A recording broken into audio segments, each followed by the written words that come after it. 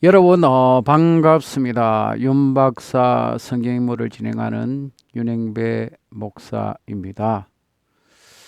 오늘은 무교절에 대해서 여러분에게 이야기하고자 합니다. 이 무교절은 6월절과 뗄 수 없는 그런 절기입니다. 어떻게 보면 무교절의 시작을 6월절로 시작한다고 해도 틀린 말이 아닐 것입니다. 기차로 말하면 기관차가 있고 객차가 있듯이 뗄 수 없는 6월절과 무교절의 절기입니다. 이 6월절은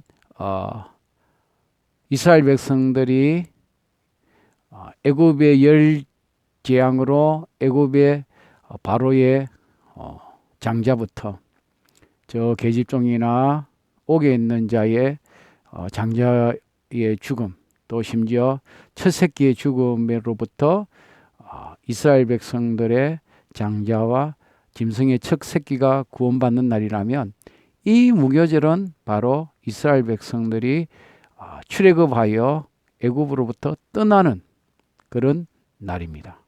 그러니까 6월절과 무교절은 아주 특별한 그런 의미를 갖고 있는 그런 절기입니다. 그래서 6월절과 무교절은 뗄 수 없는 관계고, 6월절은 이스라엘 백성들이 장자의 죽음으로부터 구원받은 날이고, 또 무교절은 애굽으로부터 430년 동안 노예 생활하던 이스라엘 백성들이 애굽을 떠나는 그런 아주 특별한 날입니다. 이런 무교절은 누룩 없는 빵을 말하지 않습니까? 이스라엘 백성들은 빵을 먹지 않습니까? 그 빵을 누룩을 넣지 않고 빵을 먹는다. 왜? 이유가 있습니다. 이유가 있습니다. 뭐 고난을 생각하는 맛없는 빵이라고 생각도 되어지지만 현실적인 문제가 있습니다.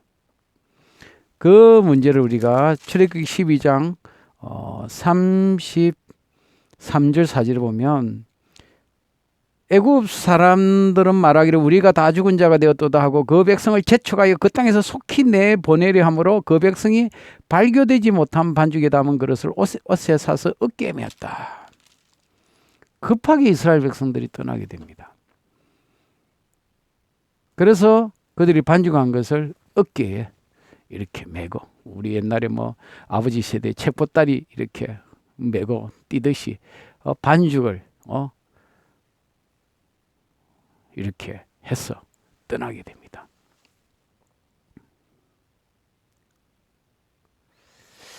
제가 여기서 한 가지 우리가 생각해 봐야 할 게 있습니다. 제가 어릴 때 우리 부모님께서 부산에서 호떡 장사를 한 적이 있습니다. 그때는 참 70년대, 그때 참 먹기 살기 힘들지 않았습니까? 그래서 뭐 단팥죽 장사도 하고 호떡 장사도 하고 과일 장사도 하고, 우리 부모님께서 안 해본 장사가 없을 정도로 그렇게 우리 자녀들 키우고 먹고 살기 위해서 장사를 부산에서 살면서 했습니다. 그때 호떡 장사를 할 때 제가 이래 보니까요, 저녁에 반죽을 해가지고 아랫목에 이렇게 둡니다. 이 큰 이렇게 찜통이라나요? 그런 곳에다가 밀가루를 반죽해가지고, 처음에는 제가 보면 한 절반밖에 없어요. 근데 아랫목에 이렇게 이불을 덮고 이래 두면요, 이게 서서히 올라와서 아침 정도 되면요, 이것이 그릇을 넘을 정도로 출렁출렁 이렇게 부풀어 오는 걸 볼 수 있습니다. 요만한 반죽이 이만해지는 겁니다. 여러분, 이스라엘 백성들이 지금 출애굽을 해서 멀리 지금 떠나야 되지 않습니까? 그런데 만약에 누룩을 넣어서 빵을 만들면 이게 어떻게 되겠어요? 부피가. 어쨌든 최대한으로 적게 이렇게 짐도 줄여야 될 판인데, 그들이 반죽한 것에 이스트를 넣으면 어떻게 되겠습니까? 이런 상상이 되겠습니까? 현실적인 거예요. 현실적인 거. 현실에 맞게 하나님께서 누룩 없는 빵을 6월절 저녁에 먹게 하시고, 그리고 일주일 동안 누룩 넣지 않는 그 반죽을 갖고 이스라엘 백성들이 이동하면서 그들이 식사를 해결했다는 것입니다. 아주 지혜로운 거죠. 근데 이게 또 영적인 의미가 있습니다. 영적인 의미가. 우리가 모든 현상을 우리 믿는 사람들은 영적으로 해석하지 않습니까? 영적으로. 출애굽기 12장 15절에 보면 너희는 이래 동안 무병을 멀지니 그 첫날에는 누룩을 너희 집에서 제하라. 이 반죽을 만들 때 누룩을 제해야 된다는 거죠.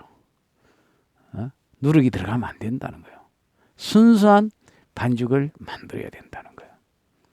이 제한다라는 이 의미가 있습니다. 예수님이 말씀하셨죠. 바리새인과 사두개인의 누룩을 조심해라. 그들이 뭐 빵에 넣는 누룩이 아니에요. 그들의 교훈이라는 거죠. 이 누룩이 어디에 가면 막 퍼져나가지 않습니까? 영향력이 대단하다는 거죠. 사도 바울도 마찬가지였습니다. 누룩을 악으로 비유했습니다. 누룩 없는 것을 진실한 걸로, 순결한 걸로. 우리 신앙생활이 세상과 다른 게 뭡니까? 세상은 부패하고 악이 간영하지만 우리 믿는 사람은 순수하고 정결해야 되고 거룩해야 된다는 거죠. 그게 바로 특징 아니겠습니까? 거룩한 백성. 세상과 뭔가 다른 구별된 것이 있어야 되지 않겠습니까? 세상에는 속이고 거짓이 만마이지만 우리 믿는 사람은 진실되고 순수해야 되는 거예요. 오염되지 말아야 된다는 거죠. 첫날에 누룩을 너희 집에서 제하고 첫날부터 일곱째 날까지 유병을 먹는 누룩을 넣은 자는 먹는 자를 끊어버릴 것이다. 출교시켜버릴 것이다. 심지어 함께 가는 타군이든지 누구든지 다 누룩 없는 빵을 먹어야 된다는 거죠. 내 집에 가는 이방인이라도 그 사람들에게는 누룩 없는 것을 먹어야 된다. 그만큼 강조했다는 거죠. 그리고 이 무교절이 일주일 동안 진행되는데 첫날에도 성회고 일곱째 날에도 성회다.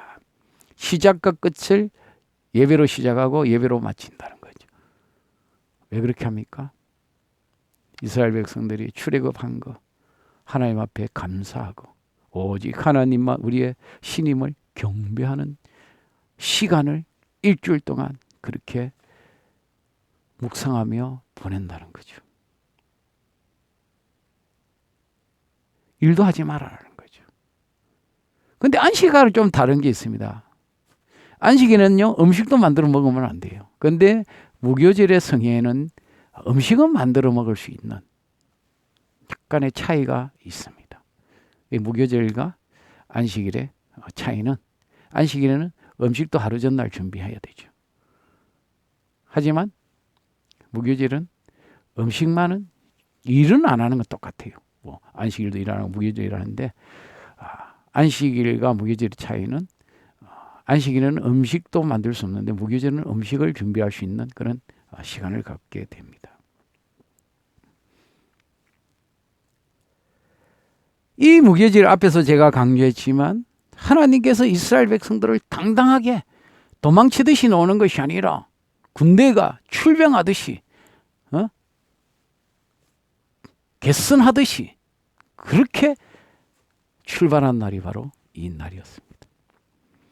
첫째 날 연날 저녁부터 21일 저녁까지 지킨다. 여러분 헷갈리는데 원래 유월절은 14일 날 1월 14일 날 시작하지 않습니까? 그러면 그 밤이 저녁 식사를 하고 나면 그 해가 지고부터 15일부터 바로 이렇게 15, 16, 17, 18, 19, 20, 21일 그때까지가 바로 무교절이고 이 유월절하고 무교절은 같이 시작합니다. 붙어 있습니다. 그죠? 저녁 먹고 나서부터 해가 질 때부터 하루가 우리는 아침부터 다음날 해가 뜰 때까지 하루인데 이 이스라엘은 태음력이라서 해가 질 때부터 다음날 해가 질 때까지 하루였습니다.